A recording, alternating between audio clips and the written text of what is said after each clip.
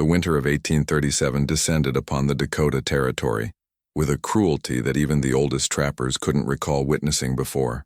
The Missouri River, that great artery of commerce and life, had frozen solid by early November, weeks earlier than anyone had predicted. Along its western banks, where the cottonwoods stood like skeletal sentinels against the pale sky, the small Lakota band led by Chief Chungpi Sapa, Black Tobacco, had made their winter camp for generations. Thomas Garrett stood at the entrance of Fort Pierre, watching the horizon disappear into a wall of white. At 32, he'd spent the better part of a decade in fur trading, but something about this season felt different, wrong. The cold seemed to carry a weight beyond temperature, pressing down on everything with an almost physical presence. "You're staring at nothing again," came a voice behind him. William Brennan, his trading partner, emerged from the storehouse carrying an armful of wool blankets. His breath formed thick clouds in the frigid air. "We need to make a decision, Thomas. Another week and we won't be able to reach Black Tobacco's camp at all." Thomas turned, his weathered face creased with concern. "I know, but something McAllister said yesterday keeps gnawing at me." "McAllister's been trading with the Lakota for 15 years, William replied, his Irish accent still thick despite his time on the frontier. "If he says there's trouble brewing, we'd be fools to ignore it." The trouble William referred to was more complex than any blizzard. Word had reached the fort that smallpox, the invisible killer that had decimated native populations across the continent, had been spotted at Fort Union, 200 miles upriver. The disease traveled along the same routes as the traders, carried in blankets, clothing, and the very breath of those who had survived it.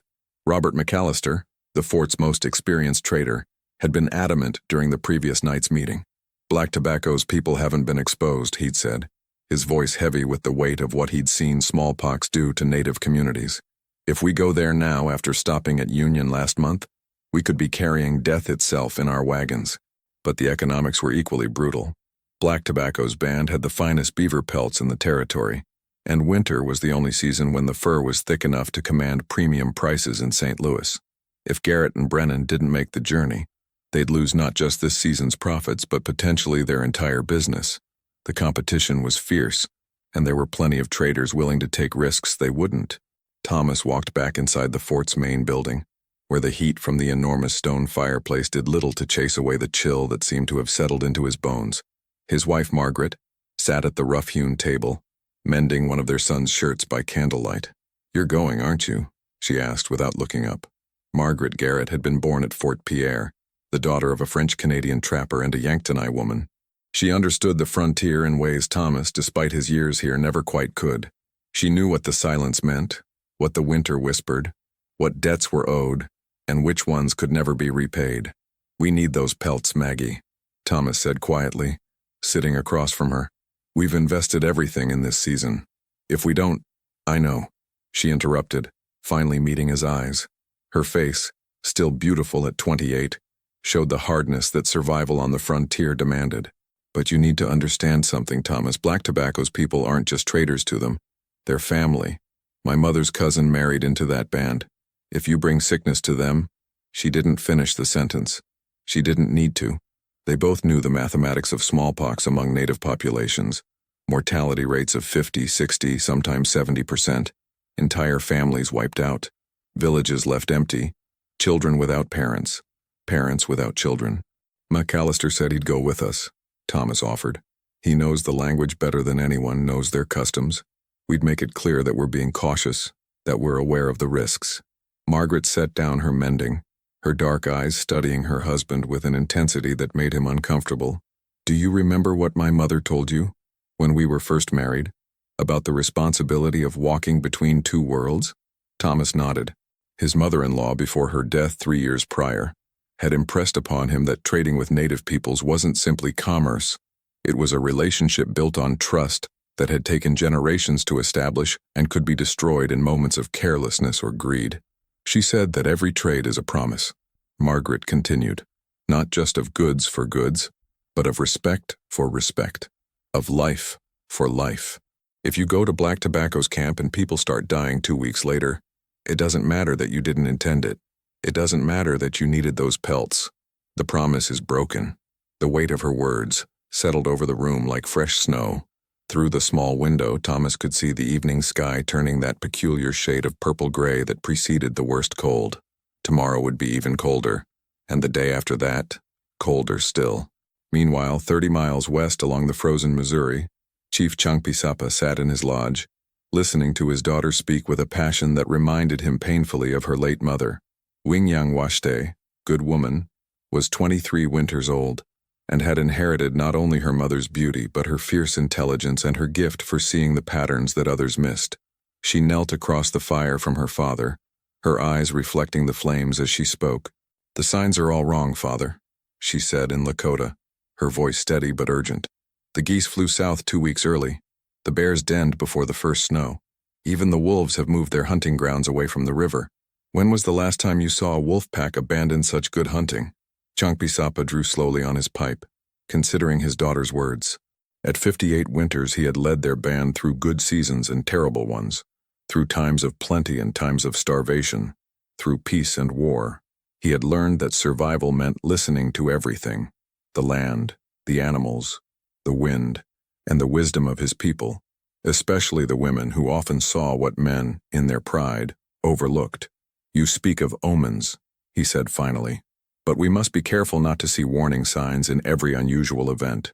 Seasons change. Animals behave in ways we don't always understand. This is more than unusual behavior," Wingyang Washte insisted. "3 days ago I was at the river checking the fish traps. I found 4 dead crows on the ice, father. Not frozen, not killed by predators, just dead, and there was foam at their beaks." This detail made Changpisapa pause. Birds dying mysteriously could mean many things, none of them good.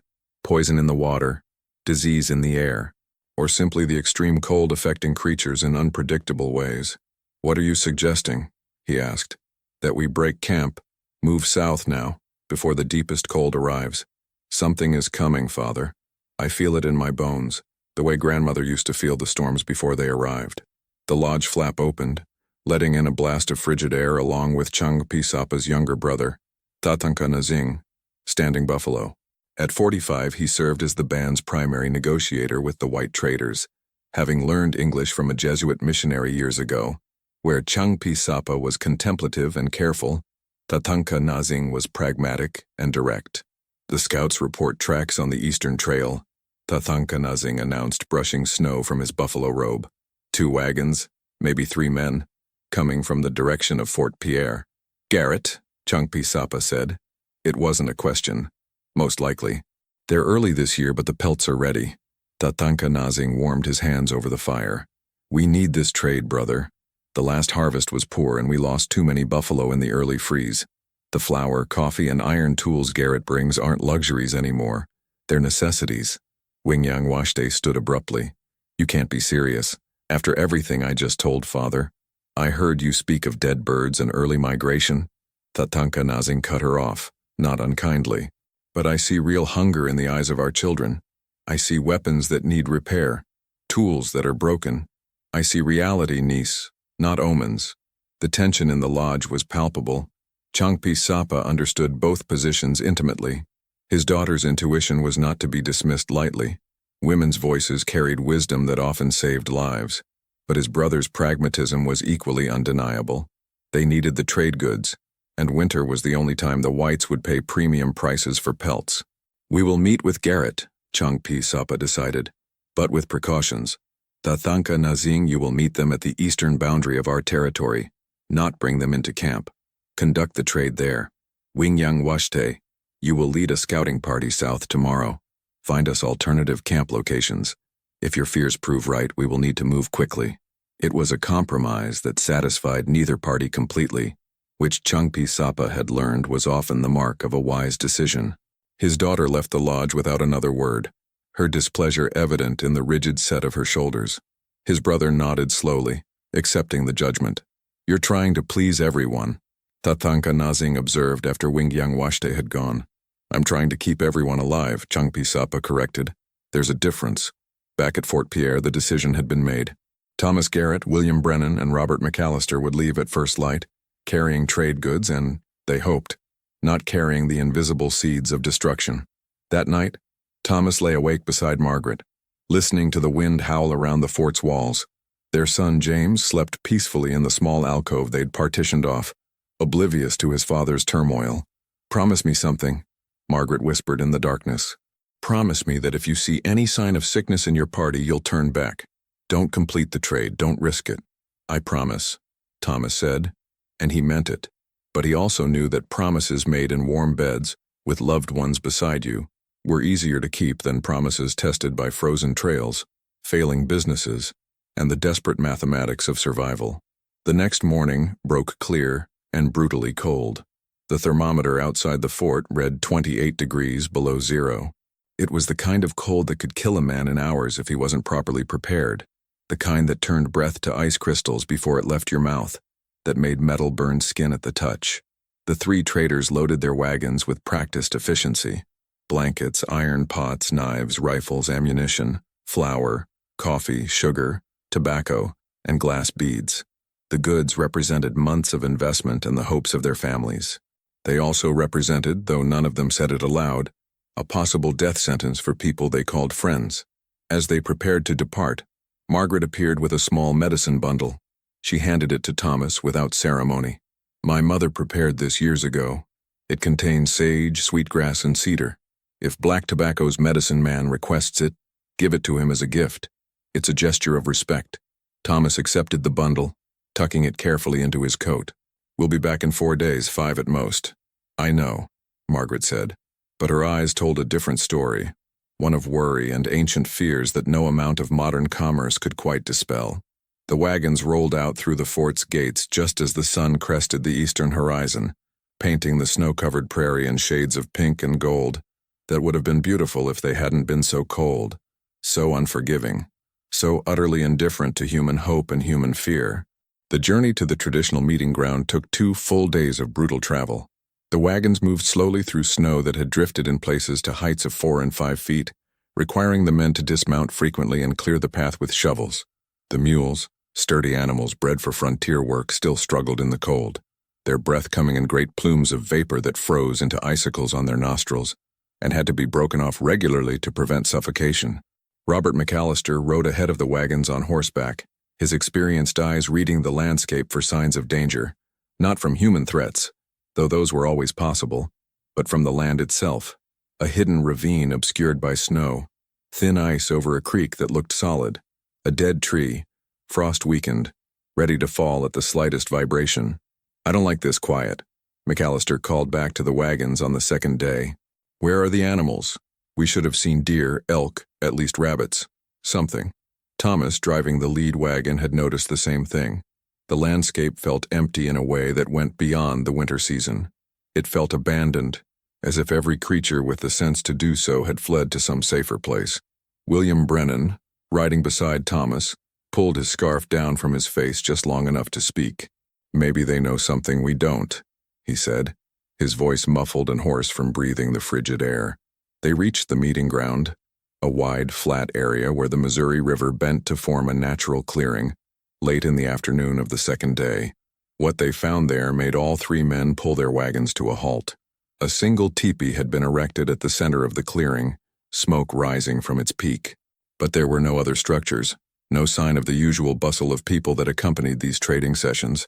Most disturbing of all, arranged in a wide circle around the teepee, were what appeared to be offerings: bundles of dried sage, small wooden figures, and painted stones.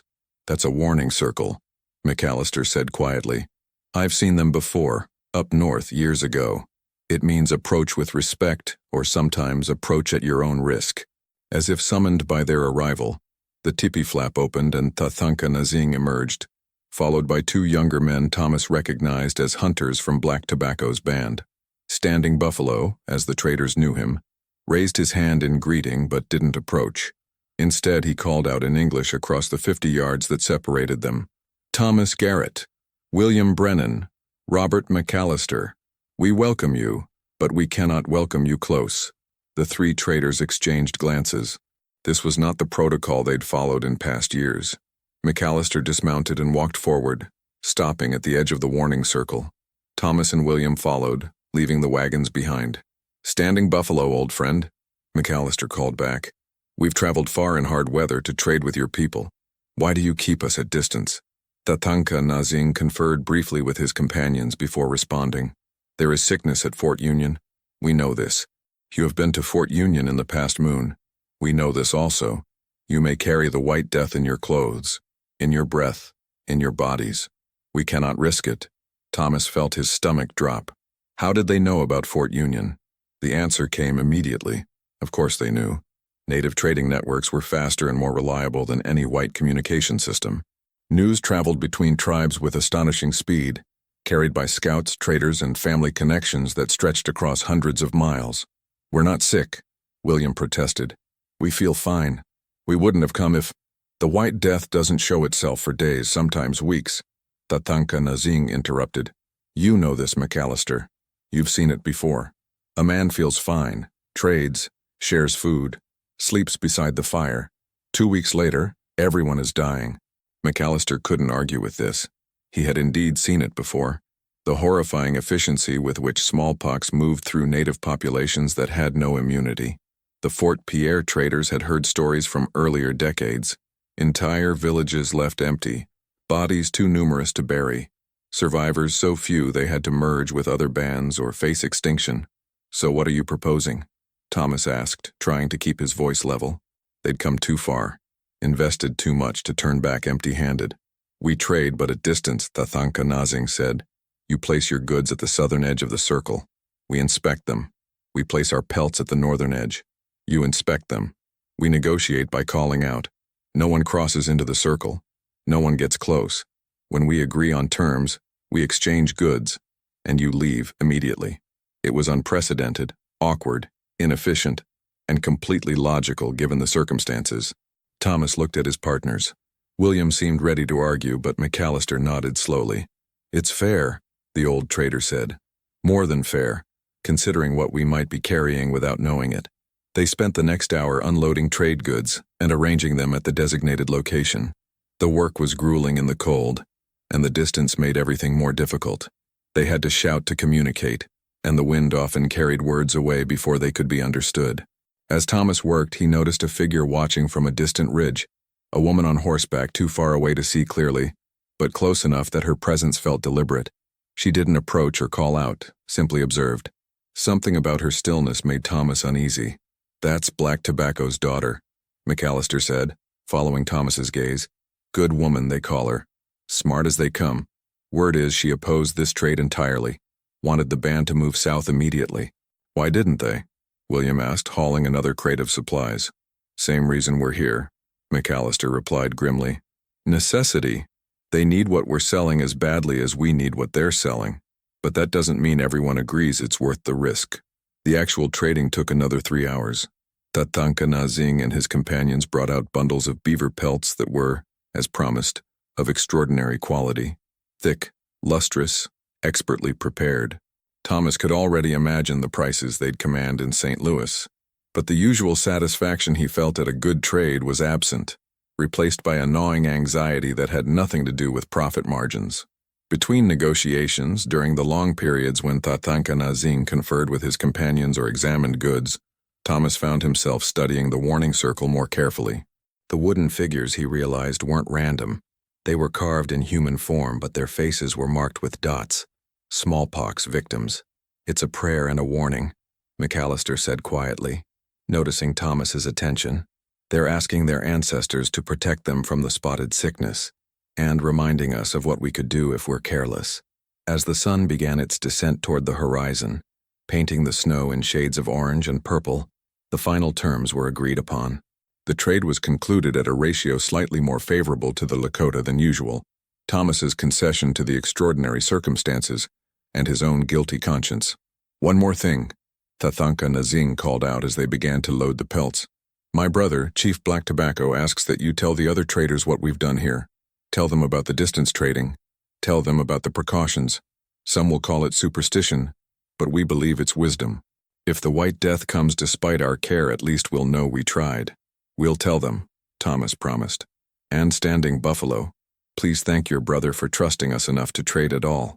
Tatanka Nazing was silent for a moment before responding. Trust is not quite the right word, Thomas Garrett. Necessity is more accurate. But my brother also says to tell you, that he remembers when you brought medicine for his son 3 winters ago, when the boy had the fever. He remembers that you gave it freely without asking for payment. Such things are not forgotten. The memory made Thomas's chest tighten. Black Tobacco's son, Little Hawk, had been desperately ill with what Thomas suspected was pneumonia. The quinine Thomas had provided might have saved the boy's life, or he might have recovered anyway. But the gesture had mattered, had built a bridge of goodwill that was now, perhaps, the only thing preventing a complete rupture of relations. As the 3 traders prepared to depart, Thomas pulled Margaret's medicine bundle from his coat. "My wife asked me to give this to your medicine man. It's from her mother, prepared years ago. Sage, sweetgrass, and cedar. A gesture of respect." For the first time, Tathanka Nazing's stern expression softened slightly. "I know your wife's mother. She was a good woman. Her medicine was strong. I will ensure it reaches Wahangwichasha, our holy man. He will know what it means." They left as the last light faded from the sky, the wagons now heavy with pelts, the mules struggling even more under the added weight. Thomas looked back once and saw the woman from the ridge had moved closer, near enough now that he could see her face clearly in the twilight. She was younger than he'd expected, and beautiful in a way that had nothing to do with European standards. Strong features, eyes that seemed to hold both intelligence and sorrow. She didn't wave or acknowledge his glance. She simply watched them go, and in that watching, Thomas felt the weight of judgment. Not anger, exactly, but something more complex. A recognition of the terrible calculations that survival demanded from everyone, white and native alike, and the knowledge that someone would eventually pay a price for those calculations, whether they deserved to or not. Back at the Lakota camp, Wingyang Washte returned to find her father and uncle in heated discussion. She'd spent the past 2 days scouting southern locations as her father had instructed, and had found 3 potential sites. But she'd also found something else. Tracks of a large hunting party moving eastward, Crow warriors by the signs, at least 20 strong. "We have more immediate problems than mysterious traders," she announced as she entered the main lodge. "The Crow are moving into our territory. Whether they're hunting or looking for trouble, I can't say, but we're vulnerable here. Too close to the river, too exposed." Changpi Sapa listened to his daughter's report with growing concern. The Crow had been enemies for generations, their conflicts rooted in competition for hunting grounds, and in grievances so old, no one remembered their origins. A Crow raiding party could strike without warning, stealing horses, taking captives, or worse. "How close?" he asked. 2 days' travel, maybe less if they're moving fast. They were following the elk herds which have moved south because of the cold. But if they find our camp, she didn't need to finish. Everyone knew what could happen. Tathanka Nazing, who had just returned from the trading ground, removed his heavy robes and sat by the fire. "The trade is complete. The whites have gone, and they agreed to spread word about the distance trading method. If nothing else, we've shown that business can be conducted even in dangerous times." "Business," Wingyang Washte said bitterly. "We risk everything for blankets and flour while real threats gather on our borders. Those blankets and flour will keep children alive this winter." Tathanka Nazing shot back. "Do you think survival is simple? Do you think we can just ignore the world because it makes us uncomfortable?" "Enough," Changpi Sapa said firmly. "We face dangers from multiple directions. Possible sickness from the east, enemies from the west, hunger from within. Fighting among ourselves solves nothing. Tomorrow we begin preparations to move camp. Wingyang Washte, you will guide us to the best of your scouted locations. Tathanka Nazing, you will organize the hunters to provide meat for the journey. We move in 3 days. 3 days may be too late," Wingyang Washte warned. "Then we will have to be very careful for the next 3 days," her father replied. That night, as the camp settled into uneasy rest, Wingyang Washte stood outside her lodge looking up at the stars. The moon, nearly full, cast a pale light across the snow-covered landscape. It was beautiful and terrible, that light, beautiful in its clarity, terrible in what it revealed. Out there, in the darkness beyond the firelight, dangers gathered, some of them visible, some invisible, some the result of human choices, some the result of forces beyond anyone's control. She thought about the white traders, driving their wagons back toward their fort. She thought about the medicine bundle from Garrett's wife, a gift from one world to another, a fragile thread of connection in times of division. She thought about her people, trapped between the past and a future that seemed to hold only difficult choices and harder consequences, and she made a decision that would change everything. The next morning brought news that shattered whatever fragile peace the camp had maintained. Two of the younger hunters, brothers named Wangbli King Yang, Flying Eagle, and Shunka Washte, Good Dog, had developed fevers during the night. By dawn, red spots had appeared on their faces and arms. Smallpox. The word spread through the camp like fire through dry grass, triggering panic, anger, and immediate division. Wakang Wichasha, the medicine man, moved the sick brothers to an isolated lodge at the camp's edge, but everyone knew isolation might already be too late. If the brothers had the spotted sickness, they'd been contagious for days before showing symptoms. Half the camp had been exposed. Wingyang Washte found her father outside his lodge, his face carved with a grief and fury she'd rarely seen. Around them, families were already beginning to pack their belongings in chaotic haste, the orderly 3-day preparation timeline collapsing into immediate exodus. How could this happen? Changpi Sapa asked, though whether he was asking her, or the sky, or the spirits themselves, she couldn't tell. We took precautions. We kept distance. We were careful. The brothers were part of Uncle's trading party, Wingyang Washte said quietly. They handled the goods from the white men. The blankets, the cloth, maybe that was enough. The implications hit them both simultaneously.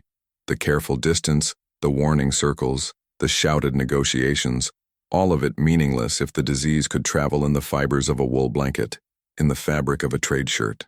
Tatanka Nazing emerged from his own lodge, and Wingyang Washte saw immediately that he already knew. His face was ashen, his usual confidence shattered. I examined those blankets myself, he said, his voice hollow. I held them. I approved them. I brought death to my own people.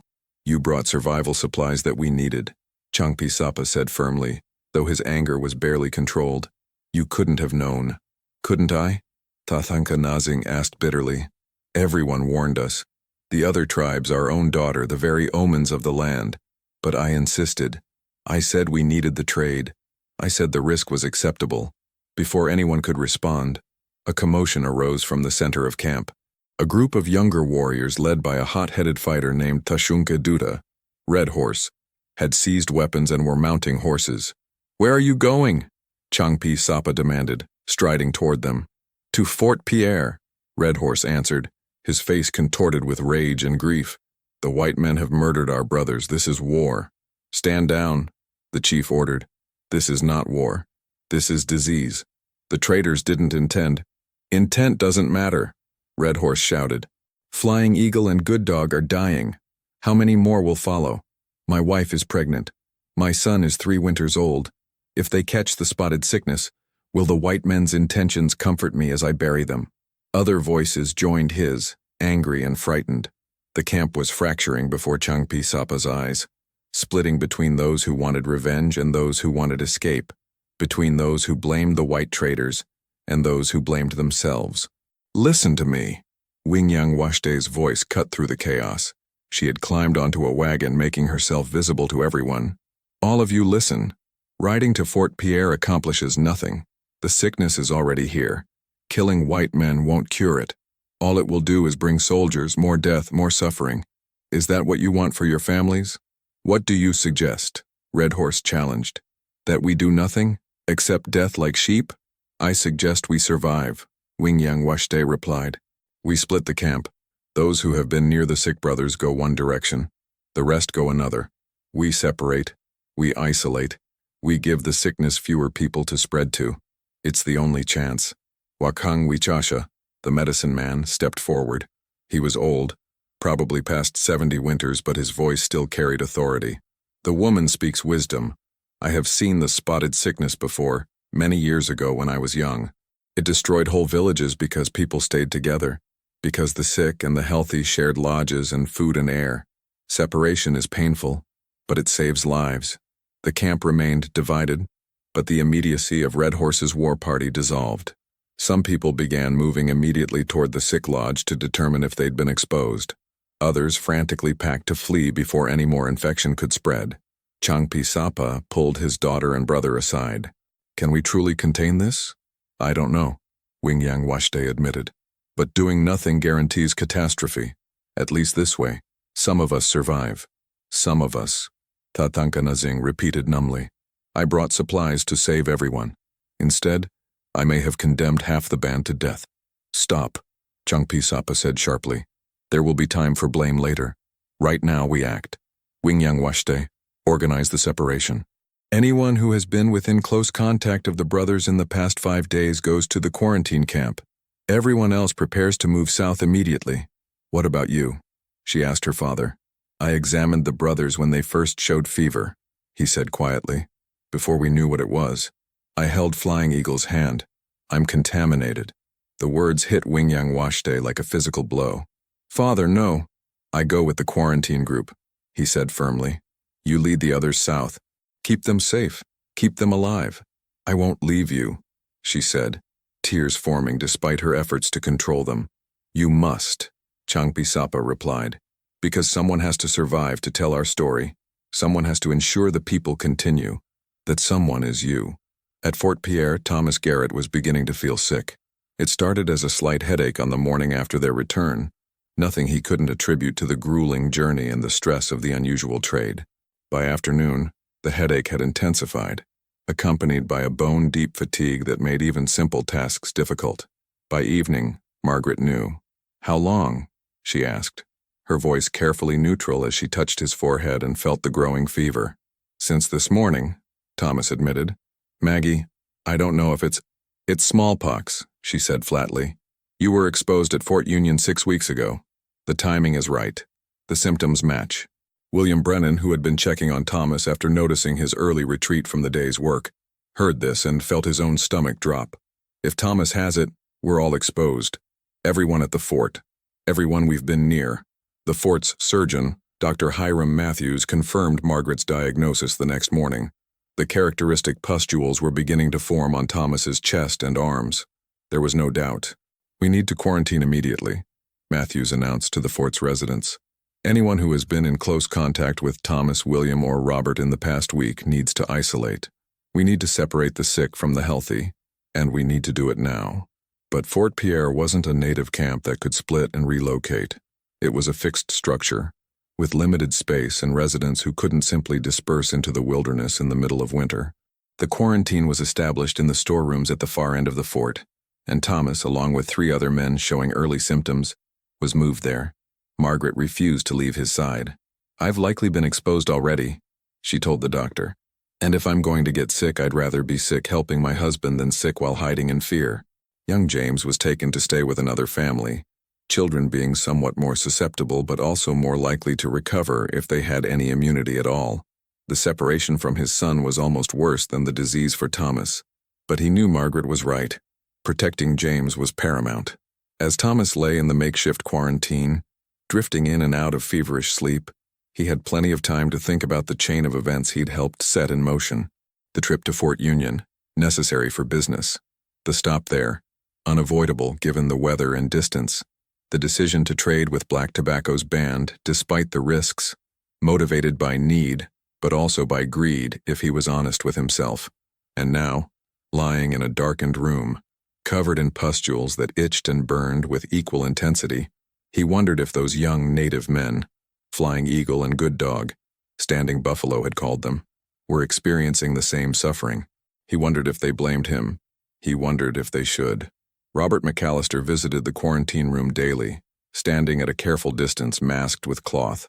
He had shown no symptoms yet, but everyone knew the incubation period varied. He might still develop the disease, or he might be one of the lucky ones who, through previous exposure or natural immunity, could survive unscathed. News from the native camps. McAllister reported on the 3rd day of Thomas's quarantine. A runner came through. Black Tobacco's band has split. Some of them are sick. They've separated into 2 groups, the exposed and the healthy. They're trying to contain it. How many sick? Thomas asked, his voice rasping. They didn't know exact numbers. At least 2 for certain. Possibly more. The guilt was overwhelming. Thomas had known the risks. They all had. But knowing risks and experiencing consequences were entirely different things. He had been careful as he knew how to be. But it hadn't been enough. It was never enough when dealing with something as efficient and merciless as smallpox. In the quarantine camp 30 miles west, Changpi Sapa was also grappling with guilt and consequences. The division of the band had been traumatic, families torn apart by invisible lines of contagion. The sick camp consisted of 23 people, the original sick brothers, those who had been in close contact with them, and those like Changpi Sapa who had exposed themselves while trying to help. Tathanka Nazing was there too, having insisted on staying despite probably not being infected. "I brought this plague to my people," he'd said. "I won't abandon them to face it alone." Wakang Wichasha had also remained, his medicine and prayers the only weapons they had against the spotted sickness.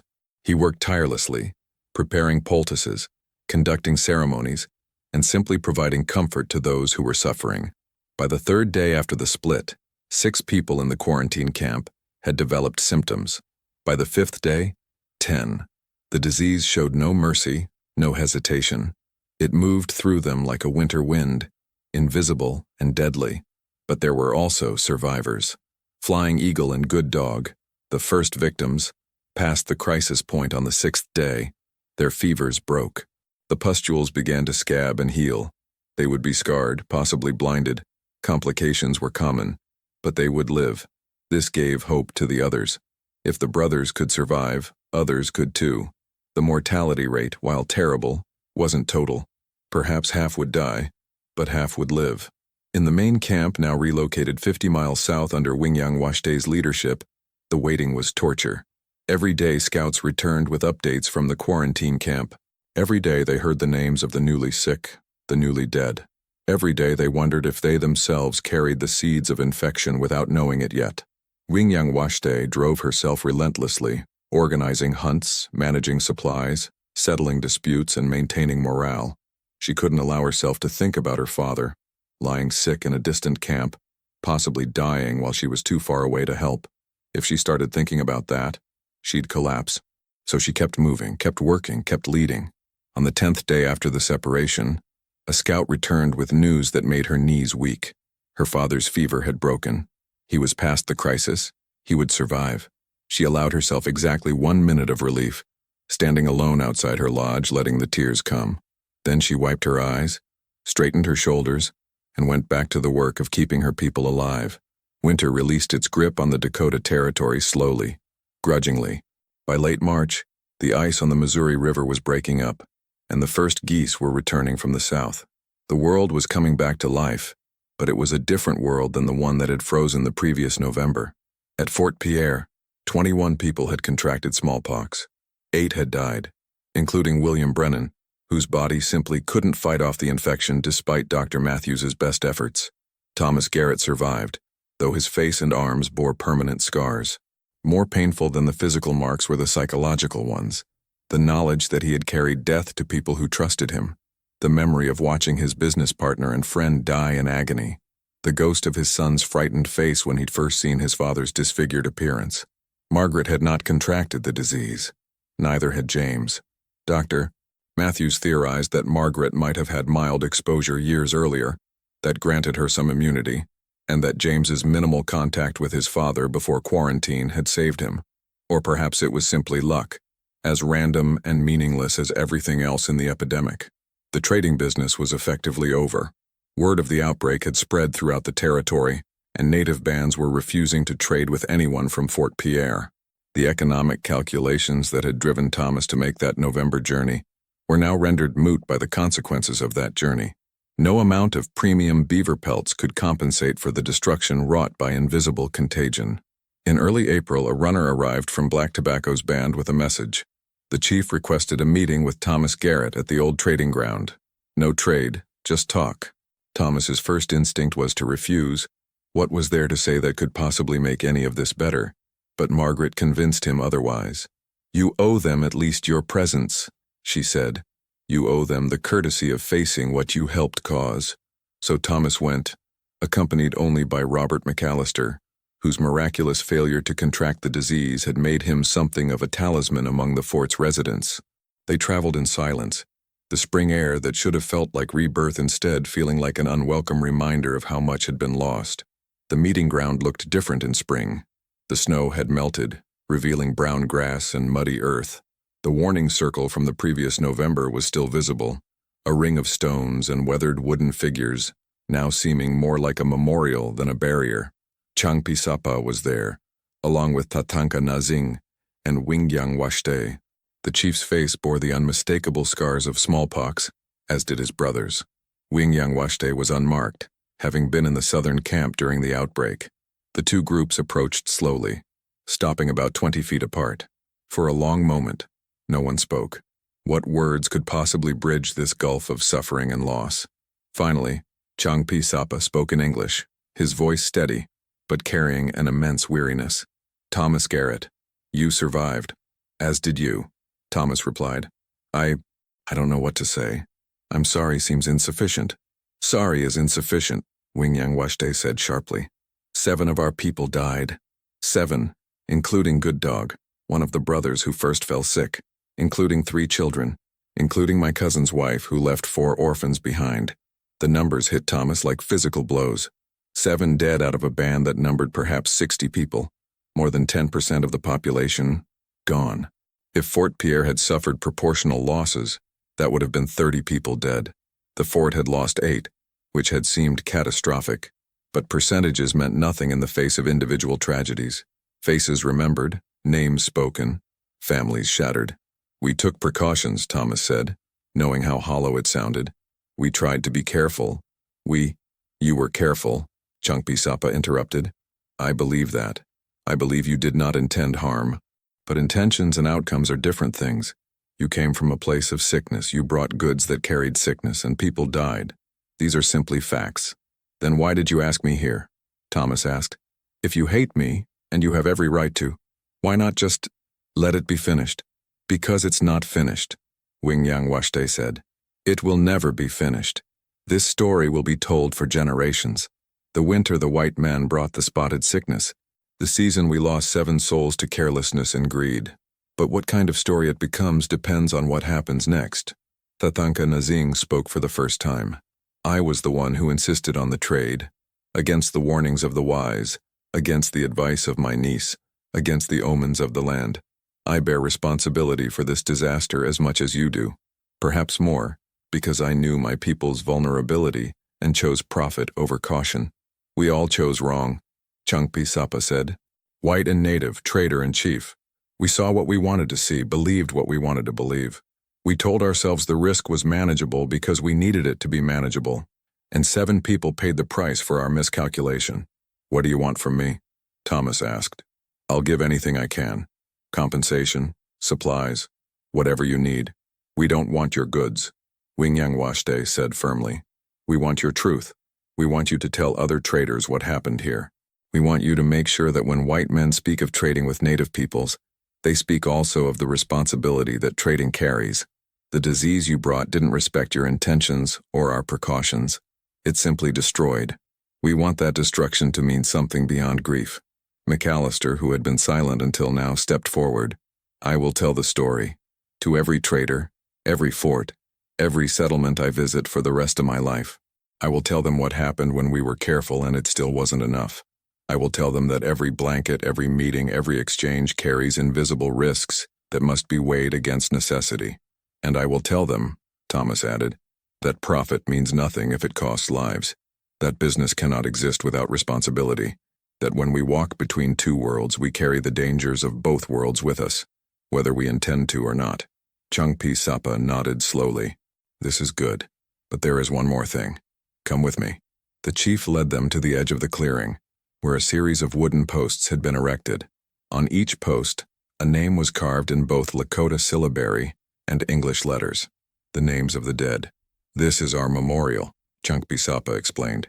"We placed it here at the trading ground, so that anyone who comes to this place will see it, will remember, will understand that every action has consequences that ripple outward in ways we cannot predict or control." Thomas read the names, committing them to memory. Flying Eagle, Good Dog, Little Running Deer, 3 winters old, Blue Sky Woman, Tall Grass, Speak Softly, Winter Bird, 7 lives, each one a story cut short, each one connected to families, to futures that would never arrive, to children who would never be born. "I will remember them," Thomas said, his voice breaking. "All of them." "See that you do," Wingyang Washte replied. "Because memory is the only thing that makes suffering meaningful. If we forget, If we move on without learning, then they died for nothing, and I will not accept that their deaths meant nothing. They talked for another hour, slowly and painfully working through the tangled web of blame, responsibility, and grief. No one was absolved. No one was condemned. Instead, they reached a more complex understanding, that the epidemic was the result of systems larger than any individual, of economic pressures and historical forces, and biological realities that cared nothing for human intention or moral calculation. The smallpox had come from Europe centuries ago, carried by explorers and colonists who had no conception of immunology or germ theory. It had moved through native populations with devastating efficiency, aided by trade networks, warfare, forced relocations, and the simple mathematics of contagion meeting non-immune populations. What happened at the trading ground in the winter of 1837 was a single incident in a much larger, much longer tragedy, but understanding the context didn't eliminate the personal responsibility. Thomas had made choices. So had Changpi Sapa. So had Tatanka Nazing. So had every person who participated in the fur trade, who built forts in native territories, who sought profit in spaces where cultures collided. They were all part of the machinery that ground up lives and spit out leather goods and economic statistics and historical footnotes. As the meeting ended and the two groups prepared to part ways, Wingyang Washte approached Thomas one final time. Up close, he could see the strength in her face, but also the exhaustion. She'd been leading her people through catastrophe, holding together a community torn apart by loss. "You have children?" she asked. "A son, James. He's 8. I want you to tell him this story," she said. "When he's old enough to understand, I want him to know the names on those posts. I want him to know that his father tried to do business carefully, and people still died. I want him to understand that the world is complicated, that good intentions aren't enough, and that we must always consider the consequences of our actions before we act." "I will," Thomas promised. "But why? Why does it matter what my son knows about this?" "Because he'll grow up in this territory," Wingyang Washte said. "He'll deal with my people or their descendants, and the lessons we learn, or fail to learn, from this disaster will shape those interactions. If he learns that native lives matter, that carelessness has costs, that responsibility extends beyond immediate profit, then maybe, some good can come from all this grief." Thomas nodded, unable to speak past the lump in his throat. Wingyang Washte turned to leave, then paused and looked back. "Your wife's mother's medicine bundle reached our holy man," she said. "He used it in ceremonies for the sick. He said it had powerful medicine, that it helped ease suffering. Tell your wife that her mother's gift was honored, and that it brought comfort in dark times." With that, she mounted her horse and rode away, followed by her father and uncle. Thomas and McAllister watched them go, 3 figures growing smaller against the endless prairie until they disappeared over a distant rise. At Fort Pierre, life slowly resumed its patterns, but the patterns were changed. The trading post became less focused on fur trading and more on providing supplies to settlers and emigrants passing through. Thomas and Margaret eventually moved to St. Louis, where Thomas worked as a freight clerk, a position with no risk and no glory, but also no possibility of accidentally carrying death to people who trusted him. He told James the story as he'd promised when the boy turned 12. He took him to the old trading ground, which by then had been abandoned as the fur trade moved west and south. The memorial posts were still there, weathered but legible. Thomas read each name aloud, telling his son what little he knew about each person. Flying Eagle, who had been an excellent hunter. Good Dog, who had loved horses. Little Running Deer, who had never gotten the chance to become whoever she might have been. James listened solemnly, and when his father finished, he asked the question Thomas had been dreading. "Was it your fault?" Thomas thought carefully before answering. "It was everyone's fault and no one's fault. I made choices that contributed to what happened. So did others. We all thought we were being careful. We all had reasons for what we did, but people died anyway. So I carry responsibility for those deaths, even though I never intended harm. Does that make sense?" "No," James said honestly. "But I think maybe it's not supposed to make sense. I think maybe that's the point." His son was wiser than Thomas had been at 12, or perhaps every generation learned wisdom through the mistakes of the previous one. That was the hope anyway. that stories of failure and tragedy served as guardrails for future choices, that remembering prevented repetition. But Thomas knew, even as he told the story to his son, that similar tragedies were playing out across the continent. Other traders bringing diseases to other tribes, other chiefs making impossible calculations about risk and necessity, other communities torn apart by the collision of worlds, the inevitable friction when expansion met inhabitation, when profit met survival, when good intentions collided with complex realities. The smallpox epidemic of 1837 was remembered in Dakota territory for generations. The Lakota told stories about it, encoded lessons in their oral traditions about the dangers of trusting too easily, of valuing trade over caution, of failing to heed warnings. The white settlers told different stories, often sanitized, sometimes placing blame entirely on native superstition or primitiveness, rarely acknowledging the economic pressures and systemic forces that drove the tragedy. But some people remembered more fully.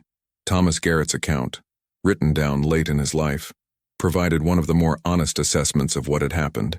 He didn't excuse his actions, but he also didn't take sole blame.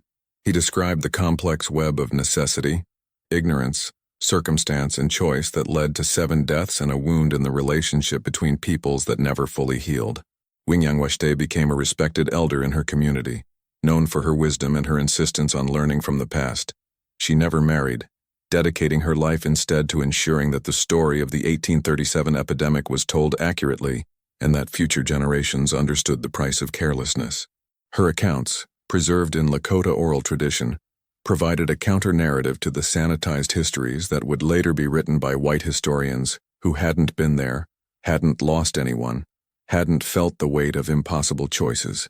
The memorial at the trading ground stood for 40 years before being destroyed by a spring flood that reshaped the Missouri River's course.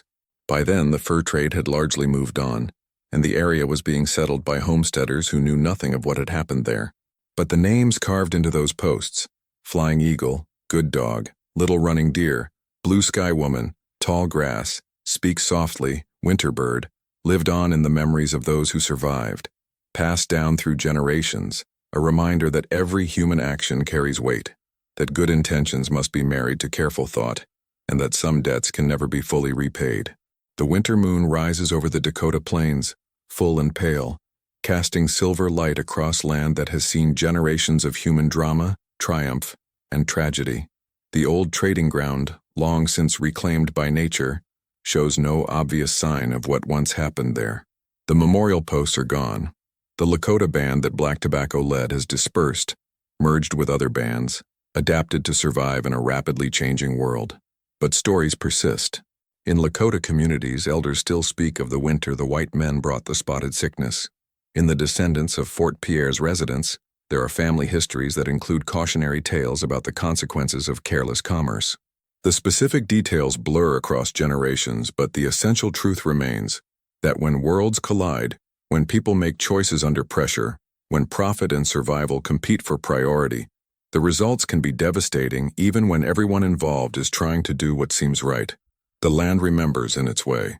The Missouri River still flows, its waters carrying stories downstream, mixing them with silt and time until only the shape of the narrative remains, not the sharp edges of individual grief. The cottonwoods still stand watch over the prairie, older trees remembering seasons of tragedy, younger trees growing from seeds that fell after those who lived through the epidemic had passed on. And somewhere in the archives of historical societies, in the fading pages of journals and the recorded oral histories of Native communities, the story waits. It waits to teach those willing to learn that history is not simple, that blame is not singular, that responsibility extends in all directions, and that the weight of our choices outlives us, rippling forward through time like waves on a river, shaping the lives of people we will never meet in ways we can never fully predict or control. The white man's moon rises. It rises over the same land it rose over in 1837. It illuminates the present with the same pale light that illuminated the past. And in that continuity, in that unchanging celestial cycle, there is perhaps a lesson, that while individual lives are brief and individual tragedies fade into the vastness of time, the patterns repeat, the choices return, the responsibilities remain. We are all traders at the boundary between worlds, carrying invisible consequences in our wagons, making calculations about acceptable risk, trying to do right while navigating systems larger than ourselves. And the question that Thomas Garrett, Changpi Sapa, Wing Yang Washte, and all the others faced in that harsh winter remains: how do we honor both necessity and caution? How do we value both survival and safety? How do we make decisions when every option carries the possibility of harm? There are no simple answers. There never were. But in the asking, in the remembering, in the honest accounting of what happened and why, perhaps we find something more valuable than answers. We find wisdom. And wisdom, hard-earned through suffering and honestly faced, becomes the inheritance we leave to those who come after, hoping they will carry it with more grace than we did, knowing they will face their own impossible choices, praying the lessons we learned will serve as light for paths we can no longer walk. The moon rises, the story continues, and memory, faithful memory, keeps watch over it all.